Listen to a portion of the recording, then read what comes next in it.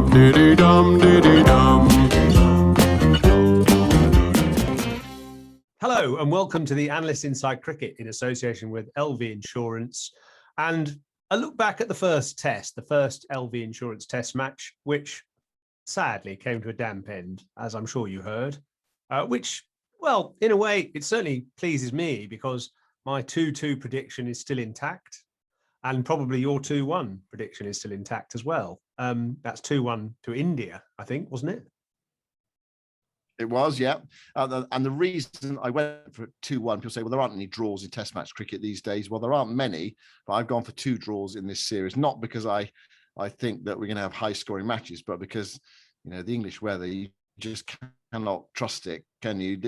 That's the 4th day of Test cricket this summer that's been completely washed out. We had 2 in the World Test Championship final, we had 1 at Lord's, and we had 1 today. And actually, if you look at the playing time, I've been looking at the playing time for this Test match, less than 3 days playing time. We have had 251 overs, and you're supposed to, a full test match is 450 overs. So the players, well, it was a really good game while they're out there, but the weather in Nottingham won. And it was hugely frustrating, really. It was really frustrating. I think we both felt last night that India were the favourites to win the game. England had a chance today, but so do you think, yours, it feels like an opportunity missed for India, an opportunity lost for them? Yeah, definitely. They don't traditionally start series very well, do they? Especially away from home. And you think of that 36 all out in Adelaide, for instance, in Australia. And I think that this was a great opportunity for them to really get a lead in the series and really put a marker down. We kind of predicted, didn't we, that they'd probably win by 4 or 5 wickets. I mean, there would be potentially 9 wicket-taking balls out there, but I couldn't see all 9 Indian wickets falling. So it was a wonderful opportunity. The pitch was pretty good, still with a bit of help for the bowlers, fast outfield. Couldn't really see them not getting 150 with that batting lineup. So, yeah, I think England dodged a bullet. But, in a way, the shame of it all is that it would have been a fascinating final day because there would have been some nip and tuck and some ebb and flow and, a couple of, Kohli was on a king pair for a start. That would have been brilliant to have him. Imagine him coming in. King was on a king pair. Yeah, King was on a king pair. Imagine him coming in facing Jimmy on a king pair. That would be just a brilliant little little vignette in the Test match overall. But yeah, India will feel disappointed. Yeah, definitely. It's all conjecture, of course. We can speculate for as long as we like about who was going to go on and win this Test match. But India did control the game almost throughout, really. England it always seemed to me as though England were coming from behind. There was that one time on the first day when Bairstow and Root were together, and England were about 130 for 3. And England were just beginning to threaten a reasonable score. But whenever they sort of threatened to get away, India dragged them back, and they've got that class bowling attack, and they've got a class batting side as well. And they got enough runs on the board in that first innings to put pressure on England in the second. England did well in the second innings, didn't they? And they were under tremendous pressure, really. It could have been one of those situations where they were bowled out for 150 or whatever, even fewer as they were against New Zealand, and India knocked them off. So they showed that determination, mainly thanks to Root, though. Root has carried England through this Test match, 173 runs in all. The next highest England batter in this Test match overall in terms of runs, joint second, Bairstow and Curran number 8, Bairstow number 5 with 59 runs each. So there were some pretty disappointing performances from England's batting lineup. But it's so frustrating, really, because it didn't rain yesterday when everyone said it was going to, or the forecaster said it was going to. And today was a very similar forecast to yesterday, and it rained for most of the day. Although, having said that, of course, as soon as they called the game off, the sun came out. But it did rain a little bit afterwards, but it's been dry for the most part. Since the game has been called off, it has been dry for the most part. And we're recording this just before 6 o'clock on Sunday, and they could have played till 7:30 this evening to get the overs in. The light might have come into it as well. It's a slightly gloomy evening. but that's the way of it, isn't it? The umpires have to make a decision. There are a few disgruntled supporters, but I think they accepted it. It was a very damp day in Nottingham today. I mean, let's hope that this is the final bit of weather intervention, or major weather intervention of the summer. 4 days, as I say, already are washed out. The forecast, thank goodness, for Lords is pretty good. So we've got that to look forward to in the next few days. And it is a very quick turnaround. I think we should hear from Joe Root, should we? The England captain, who spoke afterwards on his Zoom press conference, and this is what he had to say. I think from my perspective, at one stage it looked like we could have potentially had 40 overs, and I think within that period felt like we'd have been able to create 9 chances on the surface like that. So in many ways, I think actually the weather's robbed us all of a fantastic final day's Test cricket, which is a slight shame. I think I'd be lying if I won't say India were probably in the driving seat going into today. But on the wicket like that you get a couple of wickets in a cluster and the game can turn on its head. Final day, the pressures of batting last on the 5th day wicket. Things could very, very quickly have fallen in our favour. And we've certainly believed that we'd have been able to create 9 more chances. So, if we'd have been good enough in the field and taken those, then we could have been sat here 1-0. But unfortunately, the weather's won. Do you feel like you at least end the game in a bit of a brighter spot than you were after first innings, in that the last action that we did see was building a lead and then hunting wickets? Is there a bit of positivity about that, or how you assess the sort of dressing room? Yeah, and I think actually we grew into the game very well. I thought that after our first innings we were well below par. We felt, having played and batted on it, came off thinking 250 on there would have been a strong first innings score, or at least par, and it would have made life a lot trickier for India in their first innings.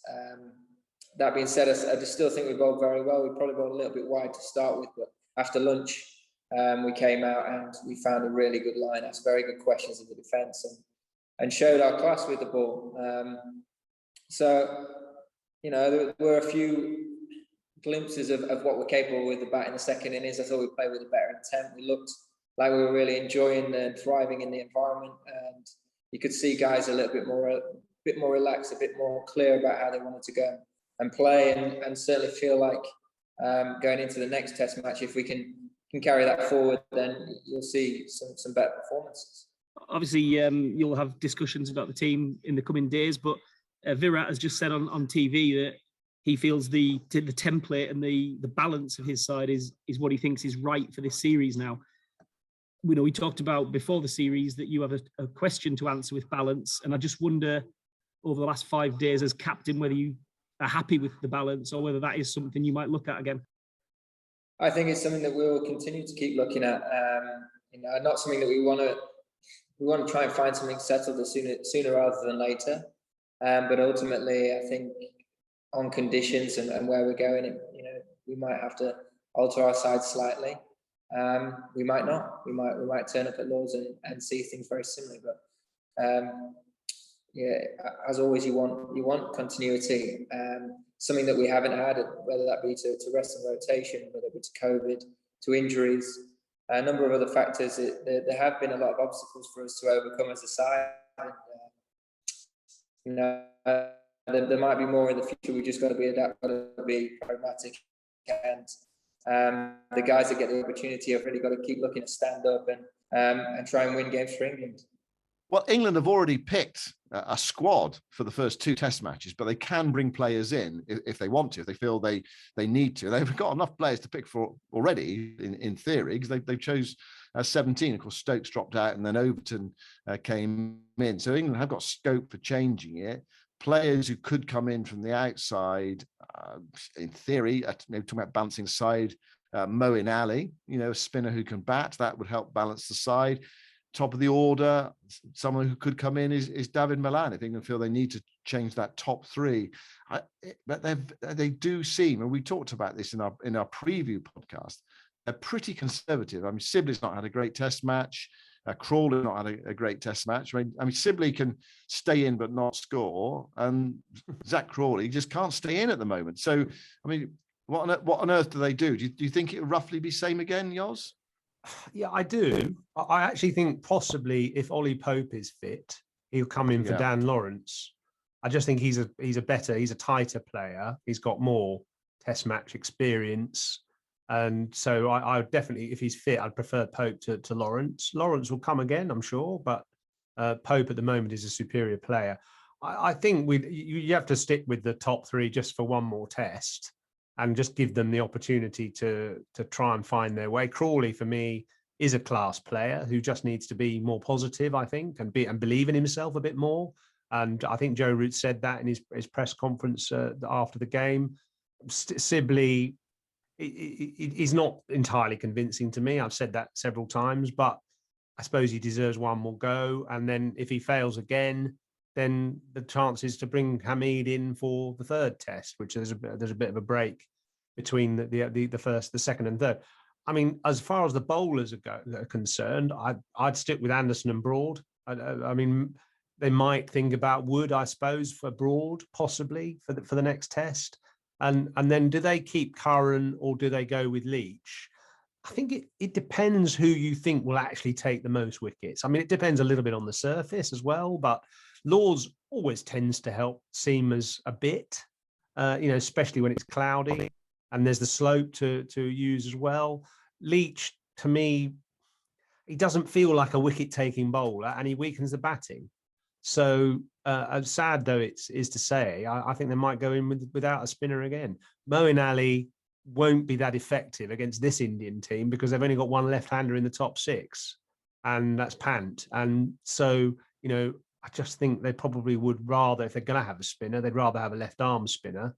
But the left-arm spinner is just not potent enough, really, unless it's a massive turner. So they'll probably go with the same bowling attack. LV General Insurance and the ECB's £1 million Fund for Runs community initiative has awarded a grant to Rotherham Town Cricket Club, who are looking to cricket to act as a catalyst for community cohesion in the town. Based in the centre of a diverse low-income community, the club are looking to change the impression that the sport is unaffordable by offering heavily discounted sessions with their grant. The club see it as vital that they attract more people from the local community and demonstrate that Rotherham Town CC is their club. The club will be putting on All-Stars and Dynamos programmes to introduce new children to the sport from the community in central Rotherham. They'll also be hosting a midsummer women's softball festival to offer an opportunity for all the family to be involved in cricket. And the inner city campaigns that a lot of sponsors like LV Insurance are really undertaking is fantastic, actually, because there's so much potential in those inner cities, but nowhere for them to play. We've talked about England's team news for Lords. I mean, there is some room for manoeuvre there, but I agree with you. It's not an easy side to balance, of course, without Ben Stokes. And Sam Curran in this game, he did add runs for England, but of course he didn't take any wickets. So that he did feel like at times that the weak link in England's four-man attack, and it is essentially a four-man attack, isn't it? I mean, they were the ones that bowled all the overs. We saw no spin at all from Root and the other backup bowlers. If it is going to be dry at Lords and warm over 5 days, can four bowlers do the job? That's the problem. That's the problem they've got, and of course, in the New Zealand Test match earlier this year, we thought actually the ball might spin, but we didn't really see any spinners play. I mean, England had Root and New Zealand had Santner, and that they weren't able to exploit the conditions at Lords, towards the back end of the game for one reason or another. I mean, Santner was bowling on the last day, not a great bowler actually. He was left out for the next Test match and didn't make the World Test Championship final. But it can spin at Lords. I suppose the only thing is, in the lead up to the game, what's the weather going to be like? If it's going to be a warm, dry 3 days leading up to Lords, then you never know. There could be some spin there, and so that's the difficulty for England. But as you mentioned, Jack Leach. It means you have Leach, Broad, Anderson as your 9-10 Jack. It does leave you a little bit thin. It presumably would take Curran out of the side because Robinson's got to play. I mean, Robinson's made a great impression so far on the field in his first two Test matches, 12 wickets. There's something about him as well. I mean, the way he batted yesterday evening, it was he only flickered briefly, but He comes out, he's positive, he can play some shots, and you could see him down the line. I mean, he actually did that in the first test match. He got some useful runs. How well? Yeah. I mean, how well do you? What sort of prospect does he look to you? Well, that's brilliant. And I like the way he doesn't take a backward step. You know, he's in the batsman's face, isn't he? Even when he's batting, he's in the bowler's face. So I like his approach. And I thought he spoke when you interviewed him a couple of days ago. I thought he spoke with a lot of clarity and sense and maturity, actually, in a way. Joe Root says he's really matured and that he's learned his lessons from the mistakes he's made, and with regard to those old tweets and stuff and the suspension. I think he's impressive and he's awkward. He's one of those horrible bowlers to face. I bet he's the worst bowler to face in the nets, because he bowls at horrible length. It jams into the top of the bat and often hits you on the fingers or hits you in the inner thigh or something in a slightly juicy net. So no one probably likes facing him in the nets. And he just bowls a really awkward length, and doesn't give the batsman too much, can move the ball both ways. You know, some people have compared him to Angus Fraser, but Angus Fraser didn't have that swing either way, which Robinson definitely has. He's more of a Hazelwood or someone like that. And just a bowler that is at you all the time. So yeah, I think he's done well. I mean, again, talking about Lords, well, look, I'm just consulting my weather app here on my phone, and it does look like a good forecast. Thursday, obviously this can change, but Thursday and Friday, 24, sunny. Saturday and Sunday, 23, sort of reasonable weather. Sort of slightly overcast, but no rain. So actually no rain forecast for the whole test match. But a bit of overcast weather. So, again, Curran, for me, may just come into the equation. He does need a bit of swing. He's not going to be as potent as Robinson, obviously, but he can take wickets, and he's so invaluable. Again, he's someone who doesn't take a backward step. He's just got a really good attitude to the competition, and never overawed. So you want those good characters in your team.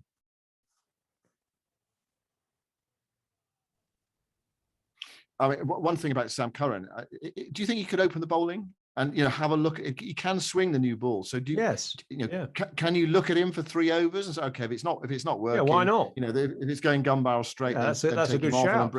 Yeah, I agree.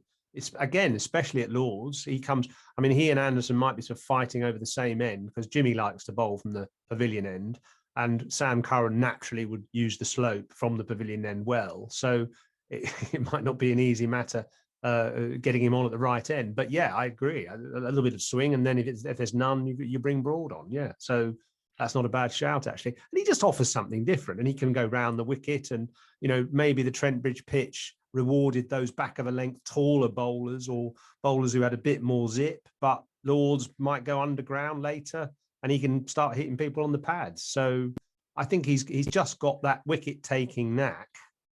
Didn't happen in this test, but it kind of wasn't required, I suppose, as much.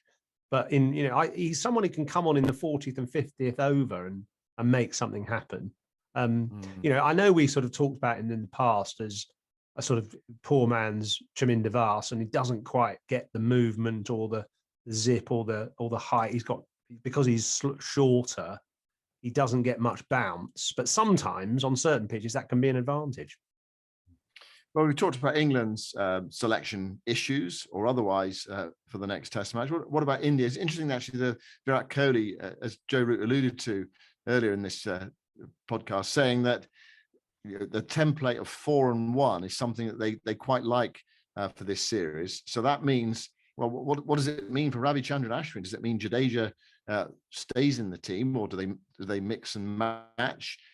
What do India do? Their bowlers bowled quite a lot of overs in this game. Bumrah 40, Shami 33, Siraj 37, Taka 26. They've got 4 days, full days in which to recover for Lords. There's Ishant waiting in the wings. There's Umesh Yadav waiting in the wings.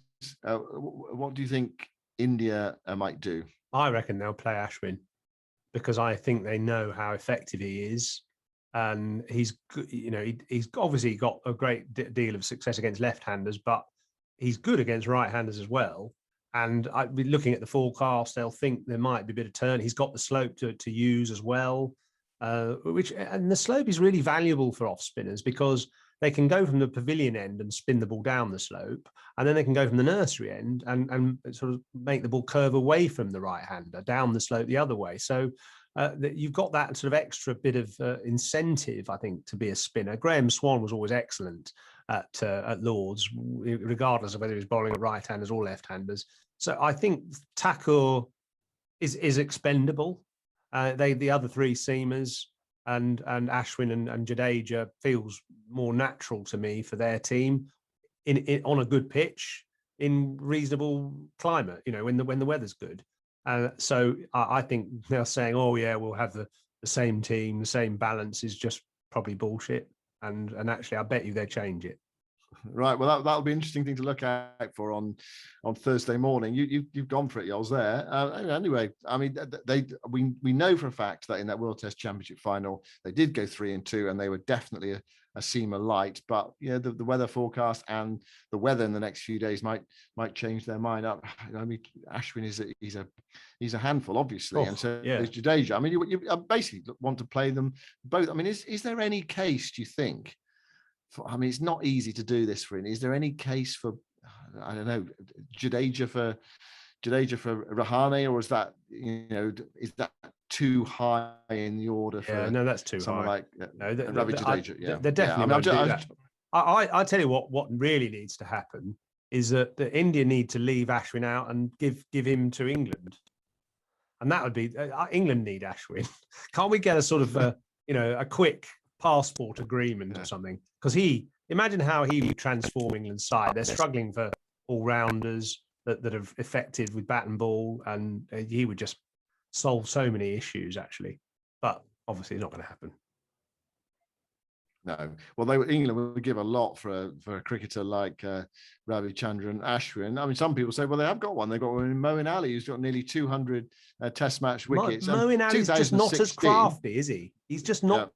I love it. No. I love Moeen. He's a brilliant cricketer. He's got great spirit, but he's not a clever bowler like Ashwin. Ashwin goes home at night. We know this. He goes home at night and studies his notes and records things into a voice recorder about how things worked and what things he needs to change for tomorrow. I mean, he's a total sort of professor of spin, whereas Moeen is just a very natural cricketer who I don't feel his bowling has ever really evolved particularly. It's a shame because he's got natural talent, but he hasn't allied that to real development. Yeah, I mean, he's close on 200 Test match wickets, and also as well, the Joe Root stat yesterday that 400s this year. He's had an amazing year.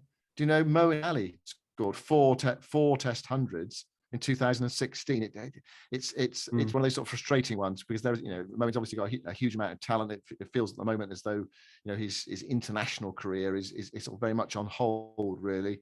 Anyway, 0-0 after the first Test match. As you say, your 2-2 is still alive. My 2-1 India is still alive, and it's on to Lords.